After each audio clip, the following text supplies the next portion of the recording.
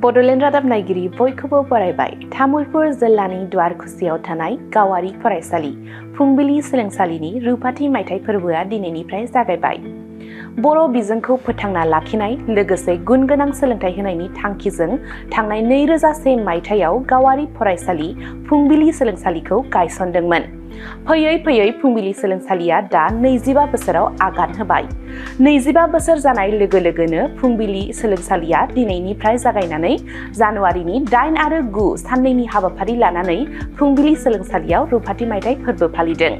बेजों लोगोसे खुंगा 25थि बोसोरसालिया बान्था राननाय हाबाफारिखौबो लाफानाय जादों। रुपाथि मायथाइ फोरबो फालिनायजों लोगोसे खुंगा 25थि बोसोरसालिया बान्था राननाय हाबाफारिजों लोब्बा लाखिनानै माखासे हाबाफारि लानाय जादों। गिबि हाबाफारि बायदियै गाहाय दरखं बेखेवनाय, बिफां गायनाय, गाहाय सायनासालि बेखेवनाय, गोजोननि फारौ बिरहोनाय, बिसम्बि बेखेवनाय बायदि हाबाफारिखौ तामुलपुर ओनसोलनि समाज सिबियारि समनाथ बसुमतारिया मावफुंनानै होयो।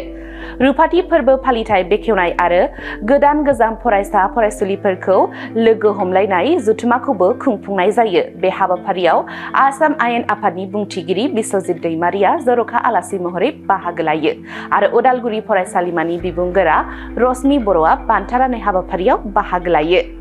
না খুবই ভাল লাগিল যে ইয়াত আমাৰ অঞ্চলৰ বিশিষ্ট কেইজনমান ব্যক্তিয়ে সেই সময়তে আজি 25 বছৰ আগত এটা ইয়াত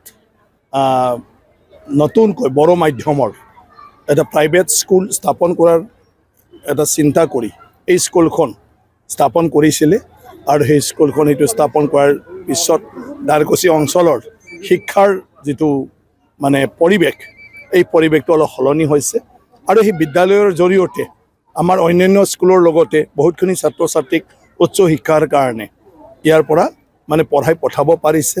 আজি এছিষ্টেণ্ট প্ৰফেচাৰৰ পৰা আৰম্ভ কৰি বিষয়ালৈকে এই স্কুলৰ পৰা গৈ ফালে আমাৰ ছাত্ৰ ছাত্ৰীসকলে এতিয়া যুৱক হ'ল তেওঁলোকে আজি নিজৰ ভৰিত থিয় হ'বলৈ সক্ষম হৈছে। গতিকে ইয়াৰ এটা বহুত ডাঙৰ কাম আৰু এইখন স্কুলৰ মেনেজিং কমিটিৰ পৰা আৰম্ভ কৰি ইয়াৰ শিক্ষাগুৰুসকলে পুৰা শিক্ষা ক্ষেত্ৰত ল'ৰা ছোৱালীক আজিৰ দিনটোত কেনেকৈ আগুৱাই লৈ যাব লাগে তাত বহুতো গুৰুত্ব প্ৰদান কৰি ফালে তেওঁলোকে কাম কৰি আছে। তেওঁলোকে যিখিনি অভিভাৱকবিলাকৰ কি কয় আপোনাৰ টিউশ্যন ফিজ ৰেজিষ্ট্ৰেশ্যন ফিজ যি আছে সেইটোৱেদি স্কুলখন পৰিচালনা কৰি আহিছে। গতিকে প্ৰাইভেট স্কুল এখন পৰিচালনা কৰা সেইটো ব্যক্তিগত কোনোবা ধনী মানুহৰ নহয়, একেলগে মিলি ফালে চলোৱা এইটো বহুত ডাঙৰ কথা।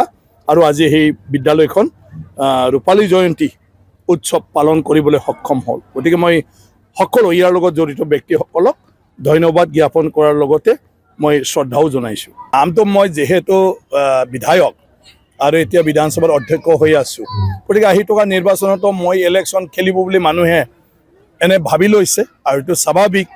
গড়েশ্বৰত গ'লে গড়েশ্বৰৰ মানুহৰ তাত শুনিব, কাৰণ মই গড়েশ্বৰ সমষ্টিৰ মানুহ। তামোলপুৰ আহিলে তামোলপুৰতো শুনিব, কাৰণ মই ইয়াত প্ৰাক্তন বিধায়ক। আৰু ওদালগুৰি জিলা যদি পানেৰী টংলা ইফালে যদি যায় তেতিয়া তাত শুনিব, কাৰণ সেইখিনি এলেকা মোৰ জাগা। গতিকে মইতো ক'ৰবাত নহয় ক'ৰবাত খেলিব বুলি মানুহে ভাবিছে, তাৰ কাৰণে চৰ্চাটো চলি আছে এই অঞ্চলৰ। মই যিহেতু চবৰ লগত এটা সম্পৰ্কটো থাকোঁ, গতিকে মোক তামোলপুৰৰ মানুহেও জানে, গড়েশ্বৰৰ মানুহেও জানে, ভেৰগাঁৱৰ মানুহ জানে, টংলাৰ মানুহে জানে। আৰু সামাজিকভাৱে সদায় মই তেখেতসকলৰ লগত ইয়াৰ মানুহৰ লগত সম্পৰ্কত আছোঁ। সেইকাৰণে চৰ্চাটো ইলেকশ্যনৰ কাৰণে চলি আছে, বাকী একো নাই। এইটো এটা ৰুটিন। তো নিৰ্বাচন এটা মোৰ অধ্যক্ষৰ টাৰ্ম শেষ আৰু নতুন যেতিয়া আপোনাৰ বিধানসভা অনুষ্ঠিত হৈ ফালে নতুন বিধায়কবিলাক আহিব, তেতিয়া সেই বিধানসভা গঠন হ'ব আৰু মন্ত্ৰীসভা গঠন হ'ব। গতিকে এইটো এটা প্ৰক্ৰিয়া আমাৰ গণতান্ত্ৰিক দেশৰ, আমাৰ সংবিধানৰ, আৰু সেই প্ৰক্ৰিয়া মতে এতিয়া ছিজনটো আহিল, তো সেইটোৱে কথা চলি থাকিব। চবতে ভাল। আজিকালি চব ৰাজনীতিক দলেতো বহি থকা নাই, আজিকালি 24 ঘণ্টা চবে সক্ৰিয়। আজিকালি ৰাজনীতি কৰাটো এটা পেচা হৈ গ'ল। যিয়ে ৰাজনীতি কৰে বাকী কাম বাদ দি ফালে ৰাজনীতিয়ে কৰে। গতিকে সেইটোৰ কাৰণে চবৰে সক্ৰিয় সদস্য আছে। গতিকে ইলেকশ্যন আহিছে, চবেই লাগি আছে। এই ক্ষেত্ৰত ভাৰতীয় জনতা পাৰ্টীও পুৰা লাগি আছে। গতিকে চব ৰাজনীতিৰ কামটোৱেই সেইটো। নিৰ্বাচন আহিছে, এতিয়া নিৰ্বাচন জিকিব লাগে। জিকিব লাগিলে ৰাইজৰ লগত এটা ভাল সম্পৰ্ক থাকিব লাগিব, তেতিয়াহে ৰাইজৰ অভাৱ অভিযোগ বুজি পাব আৰু ৰাইজেও মানে আস্থা ল'ব পাৰিব।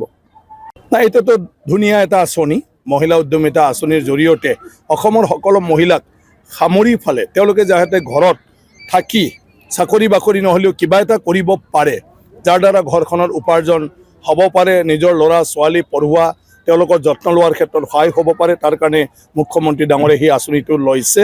আৰু সেই আঁচনি এতিয়া মানে তেখেতে মানে প্ৰত্যেকটা সমষ্টিত নিজে গৈ ফালে চেক প্ৰদান কৰিছে।